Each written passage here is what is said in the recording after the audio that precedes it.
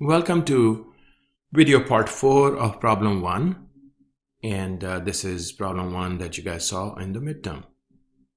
Before we start coding, let's revisit our pseudocode one more time. So you have main with 7 steps and then find cube with couple of steps. Back in the flowchart, you probably saw just one process step, which was calculate cube. We ended up adding return cube or return the value cube value for the input variable, just to make sure that we understand that we need to put a return statement. We also need to make sure that when we define this, that we also put at the very bottom call main. Okay, this is not part of find cube, it is just the step for calling main. So now that we have this, let's look at the inputs closely.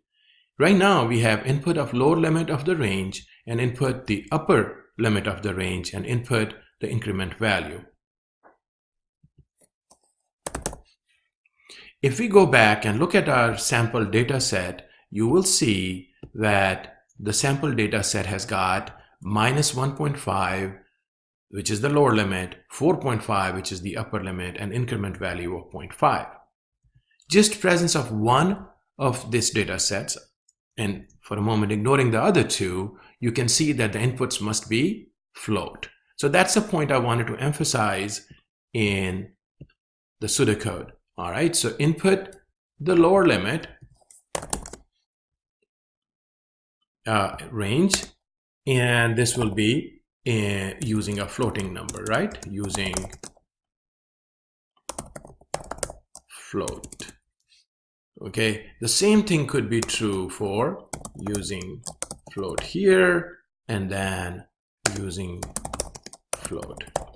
So once we have reviewed this, we are now ready to open an empty file, Python file, and then start copying this pseudocode over. So now you guys can see that I have set up my template, and here is the file with our classic header, and it talks about assignment description. Guess what? I have just copied over the one sentence description of the problem. Print cube of numbers given a lower limit, upper limit, and increment value. That's it. We really don't need to do too much here. In addition, we put version number 1, which is always our version is about testing a loop. Okay, so we are going to test the loop first before we do anything else in our programming pursuit. All right, so once we have our template ready, we go ahead and copy over the pseudocode as we developed in the other document. So you can see main, and then 7 steps here, and then find cube, and then call main. Once you have that, the first thing to do is quickly go ahead and then comment the pseudocode. How do we do that? Really easy. We go to format and then say comment out the region. That's it. And then now we have this built-in function, and it just simply commented it out. So the first thing we do is def main. Okay, def main, and since we are not expecting main to accept any argument, so it's going to be parentheses, a pair of parentheses, and that's it. As soon as we do def main, guess what? Everything which is part of main, we're going to go ahead and indent it. So again, we go to format and simply say indent region. Now that we have indented it, guess what? It's all clean and ready to be tested. All right, so now you can see that I have added 3 input statements. My input low, which is a floating point input, and it says enter lower limit of the range. Then we input high limit of the, or upper limit of the range, and then the increment. Okay, so now we are ready to test the loop. Again, we know that step 5, 6, and 7, they belong to the loop block. So what we're going to do is, before we start programming, we're going to come here and then go ahead and indent them so that they become tied to the loop block. We go to Format and say Indent, and that's it. You're now done. This is the loop block. All right. So the first step is to actually go ahead and set up the loop variable. So loop var equals, and what's the limit that we need to set it to? The low limit. So we go ahead and set it to low limit. After that, we actually type in while loop var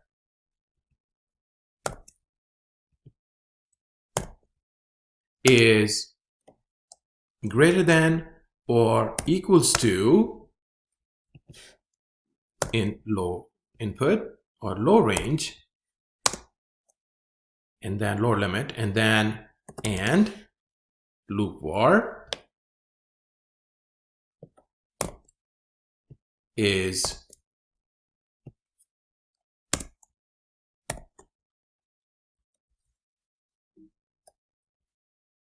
I have to fix this, greater than or equals to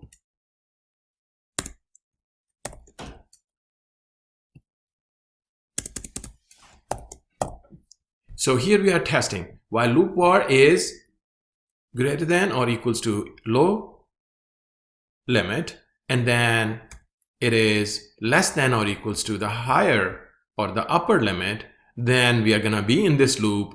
Otherwise, we'll quit the loop. So we can look at the logic here and say, aha, we can actually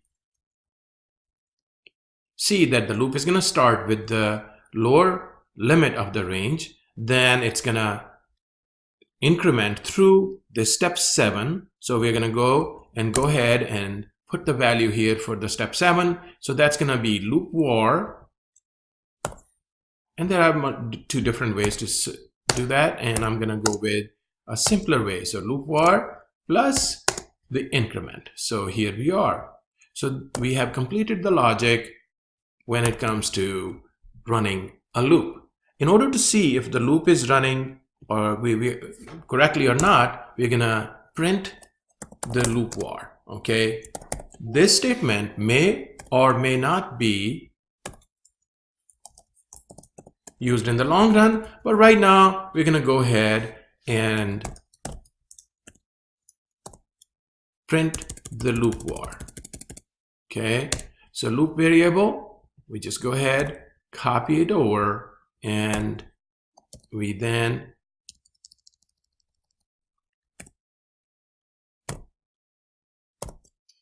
okay, and just to make sure that the loop var looks decent, so we're gonna put equal sign and then the value. I did not put a debug statement in there because we're gonna use the same print statement to actually print other stuff later on. So that's it. This is the way we test our loop. Okay, now let's go ahead and do the test run. In order to make sure that we can run this test, we'll go ahead and call main. As you notice that we have not done anything with find cube. It doesn't matter if our loop is not working, then there is no point in doing any other coding. So we run this. Okay, so our lower limit is minus 1.5. Our upper limit is 4.5. This is the first data set. And then our increment is 0.5.